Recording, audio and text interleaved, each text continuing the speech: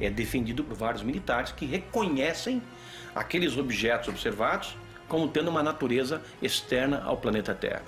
A Noite Oficial dos OVNIs recebeu esse nome, muito apropriado por sinal, porque ela se tornou um fato oficial na história do Brasil, e não só na história da ufologia, mas na história do meio militar brasileiro.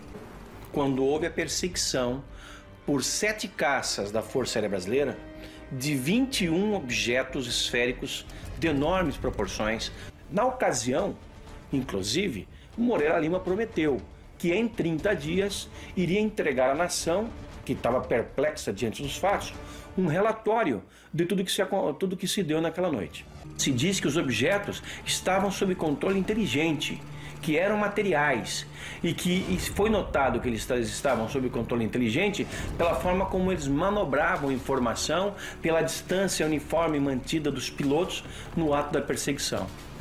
Só podemos concluir que o Brasil foi invadido, entre aspas, evidentemente, por forças extraplanetárias. Foi uma invasão pacífica.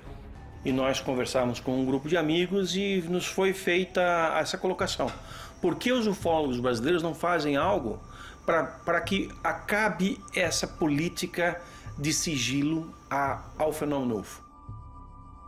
E nós iniciamos, então, a partir daquele mês de março, a campanha UFOS, Liberdade de Informação Já, que pedia ao governo que abrisse definitivamente seus segredos quanto aos discos voadores.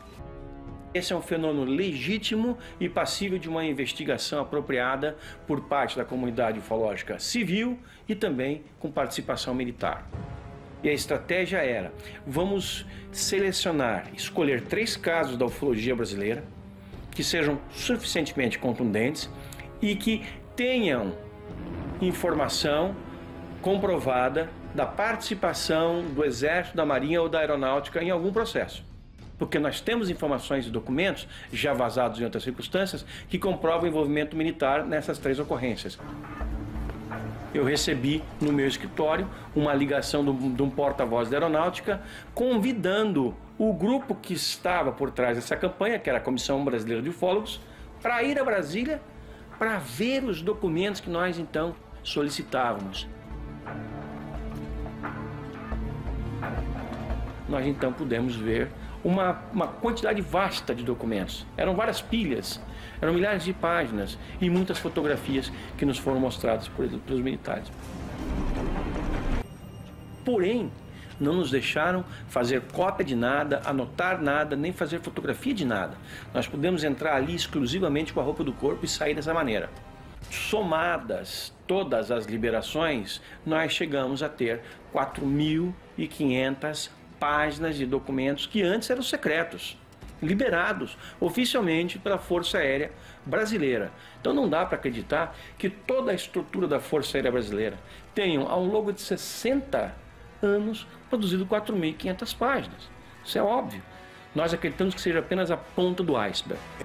O comandante da Aeronáutica, o brigadeiro do ar Junichi Saito, assinou uma resolução em que se determina ali que todas as informações relativas à observação de objetos voadores não identificados que sejam recebidos pela Aeronáutica fossem enviadas ao CONDABRA, o Comando Brasileiro de Defesa Aeroespacial, e dali, classificadas, catalogadas, esse material fosse enviado imediatamente para o Arquivo Nacional para escrutínio público.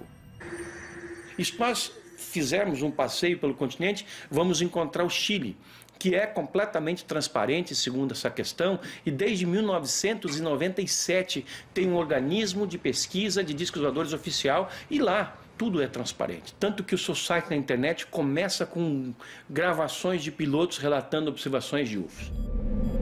Nós sabemos que desde os anos 80, alguns governos têm liberado papéis. Por exemplo, a Espanha nos anos 80, a Itália, alguns países, inclusive a União Soviética. Mais recentemente, nós tivemos a Inglaterra liberando mais de 5.000 documentos, a França liberando mais de 100.000 páginas. Se até um tempo atrás eram os ufólogos que afirmavam que os discos voadores existem, de alguns anos para cá, nós temos o governo admitindo que esse é um fenômeno legítimo e os militares o investigaram oficialmente em várias ocasiões.